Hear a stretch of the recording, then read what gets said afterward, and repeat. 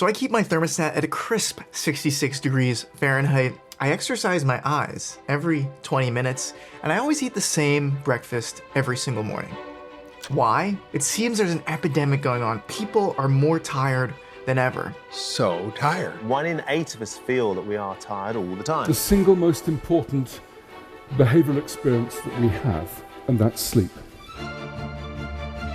And evidence shows that over 50% of adults are struggling with fatigue or low energy. I wanted to figure out why, so I dove deep into the evidence and I found ways that we can solve it. Ways that we can get more energy that isn't drinking 17 coffees a day or wearing magic crystals. In this video, I'll give you 7 tips that completely transformed my daily energy. Each one is based on scientific evidence and none of them include drinking more coffee or energy drinks.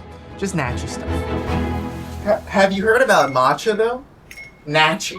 If you don't know me, my name is Zach, and I was an internal medicine physician in Boston, but now I am a consultant living in New York City. And before using these strategies, I remember drinking way too much coffee, still being tired, but then not being able to sleep, and then just rolling over into my days with low energy, needing more coffee, and so on and so on. And these are the exact fixes that changed me from getting maybe 2.5 to 3 hours of good work a day to, on my best days, getting 12 hours of good work done. And again, it's not all about just getting good work done.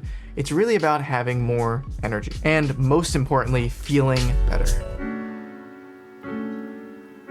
2 quick things before we get into the actual evidence-based ways to improve your energy. Firstly, the biggest and longest lasting fix to energy is proper sleep, strong social connections, proper diet, good exercise, and managing chronic health conditions with your doctor. Nothing replaces these fundamentals. Secondly, you may actually have good energy, but you simply are doing too much stuff. There comes a point where no matter how energized you get, you're just in the negative because you're doing so many different things.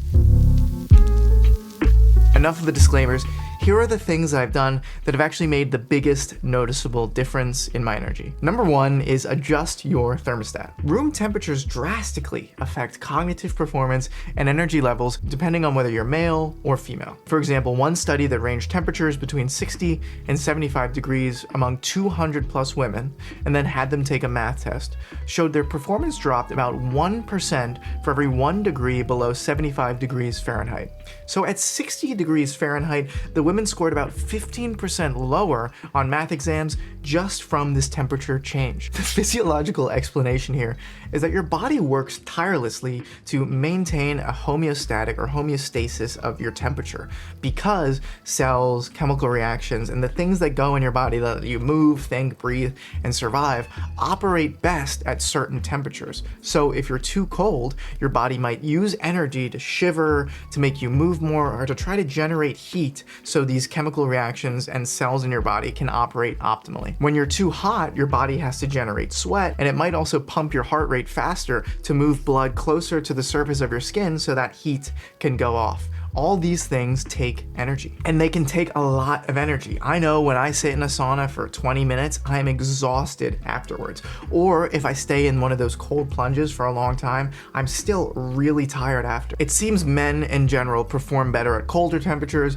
while women perform better at warmer temperatures. Men seem to have an optimal temperature in the mid-60s, but show a decrease in performance of about 0.5% for every degree in temperature above their best mode. And once you go below 60 degrees or above 80 degrees, no matter your sex, your performance suffers. This could mean a 10% difference in your energy and performance depending on if you're in the right temperature room. So what you can do to test this is you can set your thermostat at the bottom temperature for about 30 minutes or an hour at the beginning of the day to get your body acclimated to that temperature. Maybe that's 60 degrees Fahrenheit. Then after that 30 minutes, an hour, take a typing test. I think you can go to typing.com and see typing speed and your percent accuracy. Then every day, trying to keep everything else the same, increase the thermostat by 2 degrees, so 64 degrees, 66 degrees, 68 degrees, and every day after an hour, take that same typing test. Now, you might learn to type a little bit better as you go through this, but if you take that test only once a day, it shouldn't affect your score that much over these days. What I found is after repeating this experiment over and over, the optimal ambient temperature for me is about 66 degrees Fahrenheit, which is the temperature in my room right now.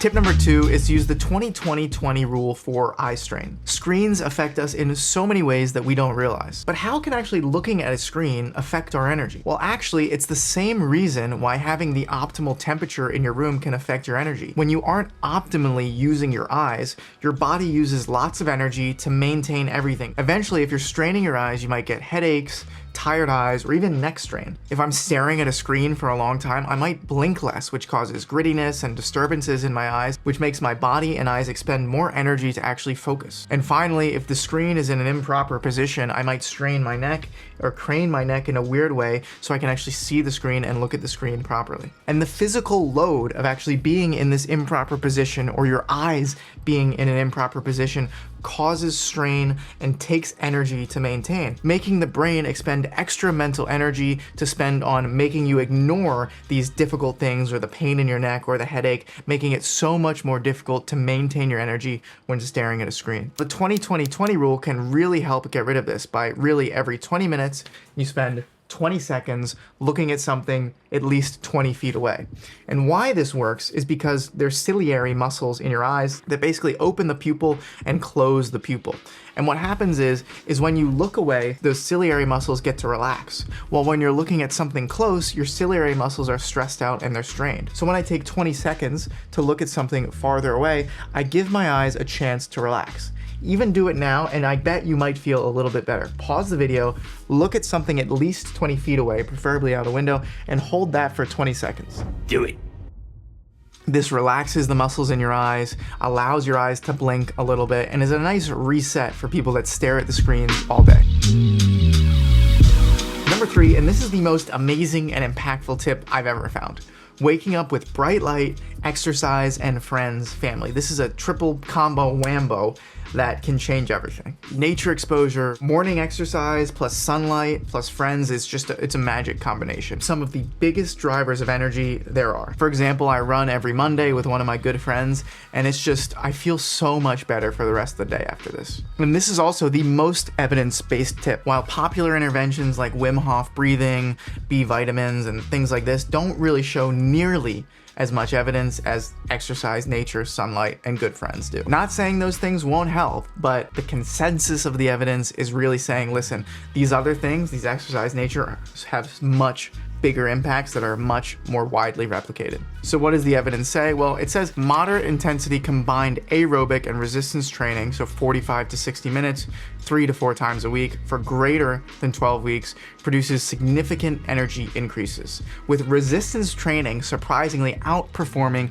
aerobic exercise alone, and morning timing increasing general energy levels overall. Light exposure interventions also shows dramatic changes on energy and alertness in healthy adults. So bright light therapy that is 10,000 lux at least hitting the back of your retina for at least 30 minutes a day can start to give you these effects. And this is what a lot of doctors recommend to people with seasonal depression and things like this. And morning sunlight has even been shown to reduce the percentage frequency of afternoon slumps and increase the length of sleep by up to 32 minutes. And seasonal light therapy has shown similar effects to antidepressants, that is, drugs. That isn't even to mention the effects of exercise, nature, and social connections on anxiety and depression, which all those things together actually outweighs the effect size on drugs. And again, these are randomized, controlled clinical trials. What is the absolute best thing to do according to the evidence? Well, it seems that a sunlit nature hike, run within 30 minutes of waking up for at least an hour and with one of your best friends is like the best thing you can do.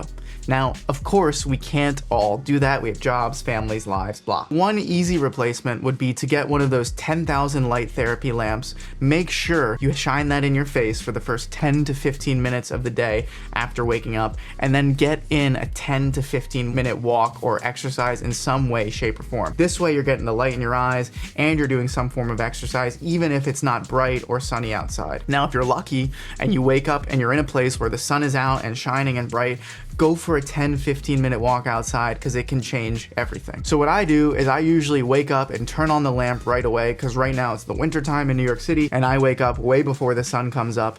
And then after I finish that work, I'll usually go for a walk to the gym. Hopefully the sun up is at that point. I'll do some strong exercise and then come back with even more sun hitting my eye. But on the weekends, I try to do the super duper awesome thing of going for a 2 to 4 hour hike with my friends in sunlight, in nature. It's like one of the best drugs ever.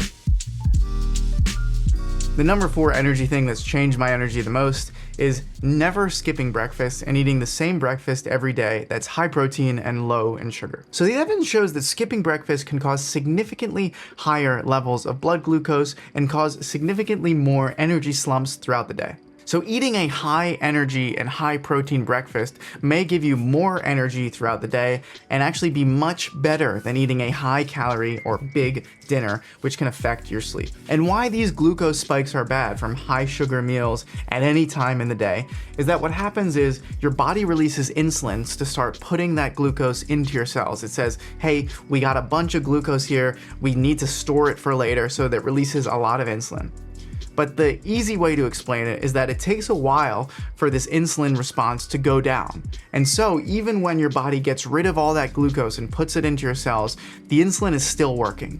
But it goes beyond what it should be doing, which lowers your blood glucose level to a too low level, making you a slightly hypoglycemic and making your energy suffer. And this is why so many people have after lunch slumps, because they eat huge meals for lunch and then they get very low glucose levels, even if you're not diabetic, which makes you feel low energy. Here are some other food and water tips. Eating dinner by 6 p.m. versus 9 p.m. significantly improves next day glucose metabolism and reduces blood sugar fluctuations. And again, we don't want those fluctuations because those cause fluctuations in energy. Also, stopping eating at least 3 hours before bed helps improve duration and quality of sleep, which affects energy. The Mediterranean diet seems to show small effects, with a 4% increase in subjective energy in older women who adhere to the Mediterranean diet, while people who eat foods in a high glycemic load, that's a high or very sugary meals or high carb meals, show about 26 to 28% more subjective fatigue throughout the day. Also, even mild dehydration, even 2% dehydration, shows significant effects on energy, mood, and cognitive performance. So what do I try to do? Well, I try to eat breakfast within 2 hours of waking, and usually a very high protein, low sugar diet, like some Greek yogurt and berries, or some kind of eggs and like a breakfast meat and potatoes. I also stay hydrated throughout the day, and I know many people really just can't stomach a breakfast, but even eating like one of those normal package size containers of yogurt can have a huge difference for your energy throughout the day. Tip number 5 is I go to sleep at the same time every single night. Sleep regularity is a stronger predictor of mortality, that is, chance of dying, than is actual duration of sleep. So regular 6-hour sleep outperforms irregular 8-hour sleep. Consistent sleep times can reduce mortality risk by 20 to 48%. And Harvard Health and other sleep doctors recommend doing something called sleep restriction if you're having a lot of trouble keeping a consistent sleep and wake time outside of commitments in life. This is especially for people who have insomnia. So what you do is you keep a sleep diary of when you actually get into bed, when you fall asleep, when you wake up, and when you get out of bed. You do that for about a week, and you figure out your actual sleep time by when you fall asleep and when you wake up. That's your sleep time. So if you get in bed at 10, but you don't fall asleep till 12, and you wake up at 6, but you don't get out of bed until 8, your actual sleep time is 6 hours, not 10 hours. Then what you do the next week is you keep your desired wake up time. So say you want to wake up at 6, but you only get into bed that time before your actual sleep time. So using the example we just talked about, if you're only actually asleep for 6 hours, you take 6 a.m., you subtract 6 hours, and that's 12 o'clock or midnight. So you're only allowed to get into bed at midnight, and you have to wake up at 6 a.m. You have to stick to this schedule rigorously with no naps during the day. It's gonna be hard at first because you're gonna be tired because you're always waking up at this time and you're actually getting into bed later than you think. But what's going to happen is you're gonna become so sleepy that when you get into bed, you're actually gonna fall right asleep. And after about a week, you actually probably need more time than your restricted sleep time. So what you do is you let yourself get in bed about 15 to 30 minutes earlier over 1 week, and then see if that sticks. By that sticks, I mean if you actually get into sleep and fall asleep within 15 or 30 minutes as opposed to 1 or 2 hours. What you're trying to do is maximize your sleep efficiency, which is total time actually asleep in bed over total time in bed. For me, I find it much easier just to adjust my wake time, and then I'll just get naturally tired. So if I want to wake up at 5, I'll set the alarm at 5 no matter what, get up, wake up at 5, and that means I'll just notice that I'll naturally get tired as the day goes on. I also make sure I have the same nighttime routine, so I'm teaching my body to wind down and relax before I go to bed. So for example, I'll take a shower, and then I might watch an episode of Adventure Time, maybe I'll drink some sleepy tea, then maybe I'll read a book, maybe I'll just sit and like meditate or something, and then eventually after 45 minutes after that shower, I'll fall asleep. So the action item here is to set a wake time and a sleep time and stick to it as closely as possible, as long as you possibly can, even on the weekends. The number 6 thing that has transformed my daily energy is to have an energy fix routine for the daily slump if it happens. Now for me, this is around 2 p.m. This is when I just start feeling tired, when my work isn't as effective, and I just feel like, ugh. Now, if I have the luxury of not needing to work that much, like I'm on vacation or I'm not working a real job or anything like that, then I'll usually just stop working at that time because it's a sign to me that this is when my body is kind of done with working. But for most of us, and including me right now, I can't just stop working at 2 p.m. I need to keep going. So what I do is I have like an energy routine that gives me energy. Now, the specifics of this routine actually aren't that important. It's just important that you have a routine that actually gets your energy back. But I'll give you my routine because I base this pretty much completely off the evidence. So the first thing I'll do is clean my workup area and my apartment area for at least 10 minutes because over the day, junk, drinks, food might have accumulated around me. And then I'll lay out maybe a new set of clothes and a nice snack for when I come back to work, which is enticing me to work when I come back. Then what I'll do is I'll step outside for a 10 or 20 minute walk with no phone or anything like that, just so I get out of everything that's going on and kind of relax. Then I'll come back and take a cold shower for as long as I possibly can handle, which is like 3 to 5 minutes.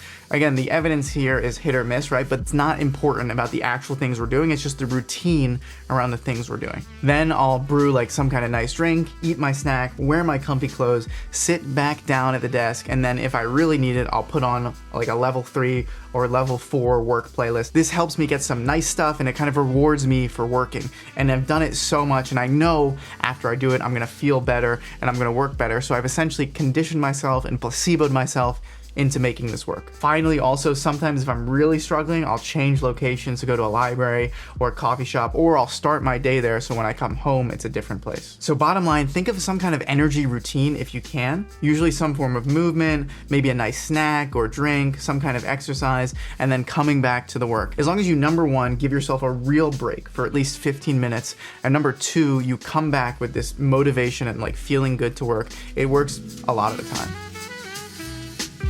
Okay, energy tip number 7 is only water and less caffeine and alcohol. Caffeinated coffee reduces sleep quality by about 10 minutes per cup drank the previous day. Alcohol decreases subjective sleep quality by 3 to 4% for every drink, and objective REM sleep by 15 to 20%. And caffeine and alcohol greatly increase your risk of dehydration. And being dehydrated even 2% can increase your subjective feeling of fatigue and energy loss by up to 20%. So not only does overindulging on these decrease your sleep and energy, but taking these drugs, and they are drugs, can dramatically increase your risk of dehydration, which can affect your energy throughout the entire day. So far I've gone the whole 2025 only drinking 1 cup of coffee in the morning and drinking no alcohol whatsoever. And the change in my energy is insane. Mainly the alcohol stoppage has let me rescue my weekends and feel good on the weekends, and the decreased caffeine has improved my sleep. Sure, an energy drink might give me a small boost in energy, but it's small and it's short. Because what it'll do is it'll affect my sleep and it'll affect my hydration and it'll affect me over time. So the next day, I'm actually lower energy. So bottom line, I try to really only drink water, maybe sparkling water, and 1 cup of coffee at 7:30, about 2 hours after I wake up, and then no more coffee, no more caffeinated drinks. And the energy and just subjective feeling, it's hard to put to words, but it's amazing. Okay, so in summary, what do I do to optimize my energy? Well, number one, I optimize my thermostat temperature. For me, that's around 66 degrees Fahrenheit. For males, it's probably between 60 and 70 degrees Fahrenheit. For females, it's probably between 70 and 80 degrees Fahrenheit. Then I implement the 20-20-20 rule. So every 20 minutes, I look 20 feet away for 20 seconds to reduce my eye strain, which reduces the strain of energy on my brain and body, which increases my energy throughout the day. Number three, the most impactful thing is morning light plus exercise plus social connection. And if you can do nature, that's really good too. I aim for 250 plus minutes of exercise every single week and at least 200 minutes in nature every single week. And I usually hit those numbers in maybe one day on a Sunday when I go for like a 4-hour hike with friends outside. Number four, I front load my calories in the morning or early in the day. That's high protein and low sugar. Number five is I go to bed at the same time every single night, plus or minus 15 minutes. Number six is I create my personal energy fix routine, so I know when I hit my energy slump, I'll know what to do to get out of that energy slump. And finally, number seven, hydration over caffeination and alcohol. I'll try to drink a good amount of water during the day, limit my caffeine to pretty much nothing after 7:30 a.m. and drink no alcohol. The research seems really clear to me. Light, sleep, exercise, nature, and friends. These are the 5 biggest modifiers of your energy, and they might even be the 5 biggest modifiers of your actual health and quality of life. I don't think we're broken. I don't think we're lazy. I just think our world and technology has advanced so fast that our bodies can't keep up. Evolution could no way keep up with what's happened in the past 2,000 or 3,000 years. We're still animals that were designed to be outside, interact with people, exercise, and do a lot of things. And the problem is when we don't do those things, our body kind of shuts down. Now, of course, we've gained amazing things from these technologies and inventions and future stuff, right? But why can't we have both? Why can't we have these amazing inventions and healthier life, more plentiful life, all this kind of things, but also have high energy and feel good? So try one of these things today, touch some grass, and let me know how it goes. But that is it. Thank you so much for watching, and I will see you on the next one. This is my home, and it's where I live in here.